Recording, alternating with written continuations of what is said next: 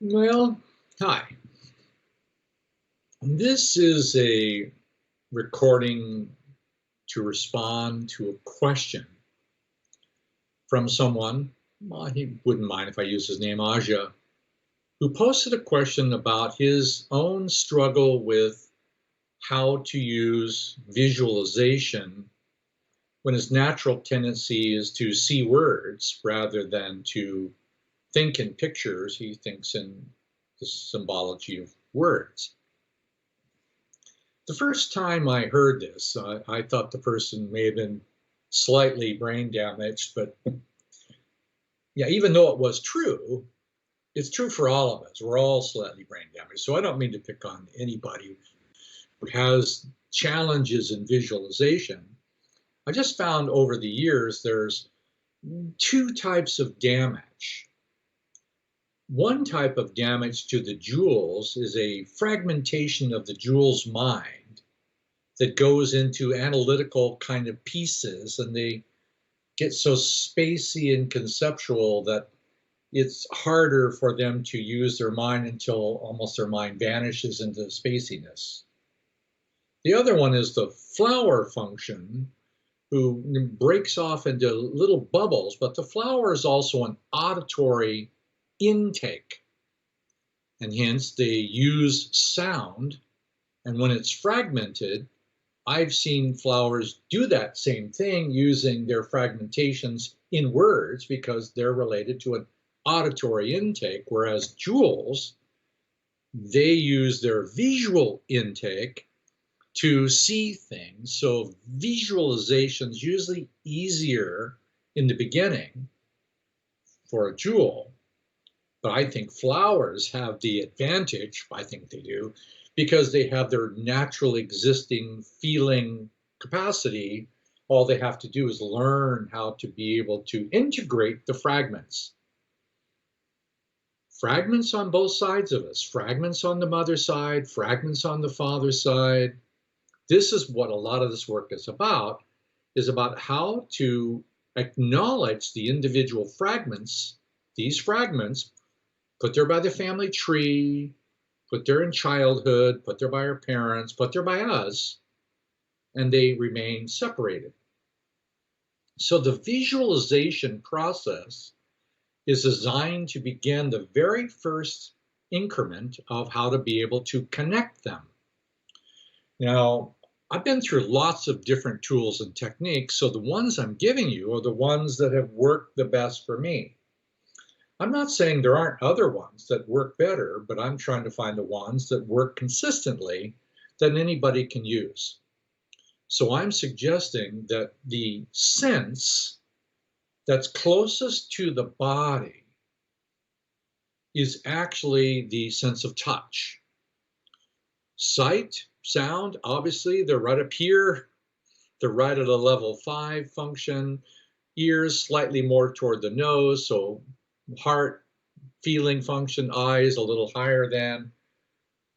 Okay, you can say taste and smell, but taste and smell are very specific to the nose, obviously, and also the mouth for taste.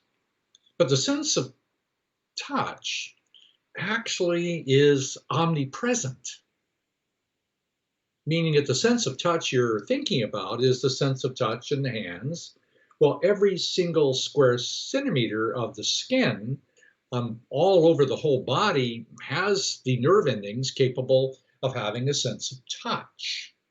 So the entire skin function is a touching mechanism. It's designed to embody. So the permeability of the skin is really the permeability of the capacity to touch. Now, this proximity to the physical body is important because that proximity is the proximity of the very first phase of connecting our feeling mechanism into an extension that we're calling empathy.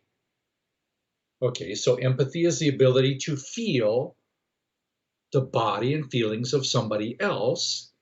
And I'm suggesting it can go inside the body and then learn how to go inside the body with a sense of touch. Now, I used to use this and other images that you've seen before. This happens to be a single vertebrae of the spine, and I use actual pictures to help me visualize.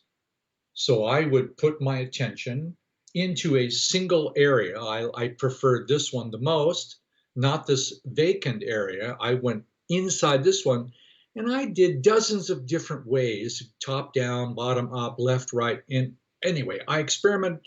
The one that worked consistently was to go to the right in this image, go to the right and kind of do a turn. What I meant by turning was put my body, a little miniature me, inside of it, then touch the entire area with my skin. Touch the entire area with your entire skin. Touch with the back of your neck. That's an especially good one. Now, the same thing is true when we come back to the systems of the organs. You can go to the heart and you can see the picture of the heart, get a physical picture. We're using the organs. So use the ones that we're suggesting for now. We're suggesting the heart and or the month that we're on so that you put yourself in and you touch it. Now I use lots of different other sensations for touch to give me the widest range. For example, I use, this happens to be one of my personal favorite. All it is, by the way, if you can see the picture, it's just amber. If I can get up to, that's just amber. All it is a piece of amber. I like amber because amber, if you will, is the blood of the tree, sap, that became a mineral. And so I like to, well, I like using different forms of imagery, knowing the history of what amber is versus I have one of my favorite little crystal balls from Brazil that has a little, I use it for a tactile sense. I use this one particular one from a tree, which was a black walnut tree, hundreds of years old, just really a precious tree. I have other ones. I use an emerald at times, a little rough emerald. So I'm saying use different textural sensations to help you feel the inside or the textural function. And then imagine.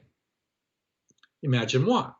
Imagine you, a little body of you moving inside of that place. Now, I've used different kinds of music, fast guitar music on some of them, violin music on the others, drums on some of them, very, very soft whisper sounds on some. I've used music to help to combine my sensory experience of touch inside that specific organ or gland. So you might ask, now, why are we going inside all of these organs and glands?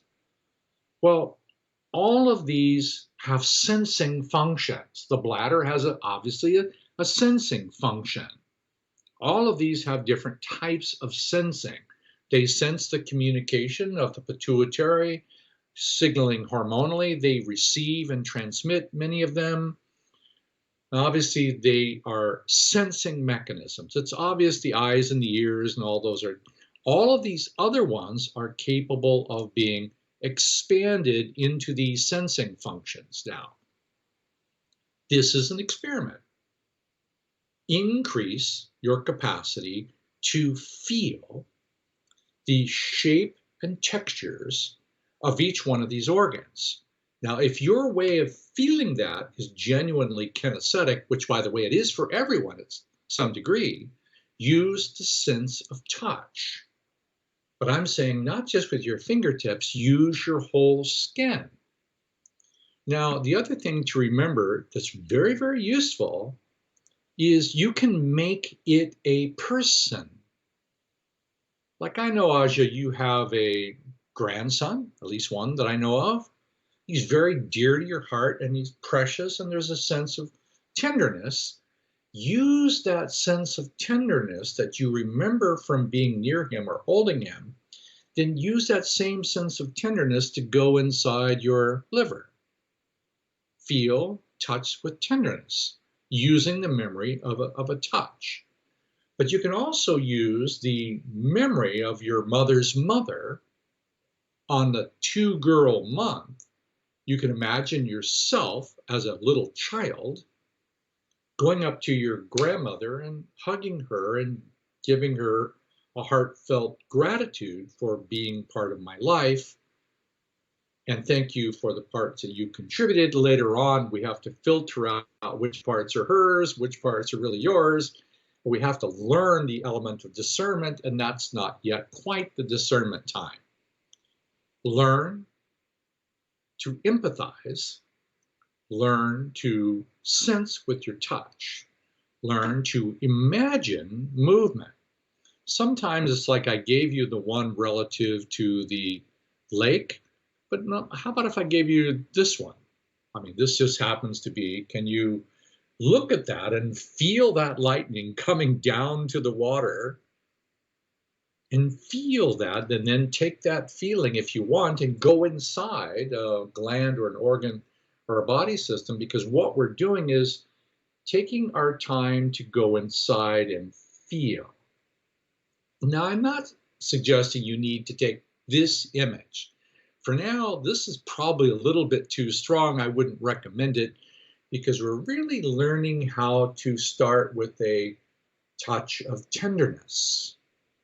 That's why the small child, that's why the innocence, the peace, the allowing, but it's all about touching, because the goal eventually is to keep washing the interior of our sensitivity with appreciation and gratitude, and gradually we touch all of the elements of the mother's family, which takes 6 months. If you're starting in the autumn, you go through 6 months of mother's family and then 6 months of father's family, and you've done 1 year. That's not an easy year, by the way, but because you're now connecting things that are not connected. And even your efforts of connecting them aren't yet complete.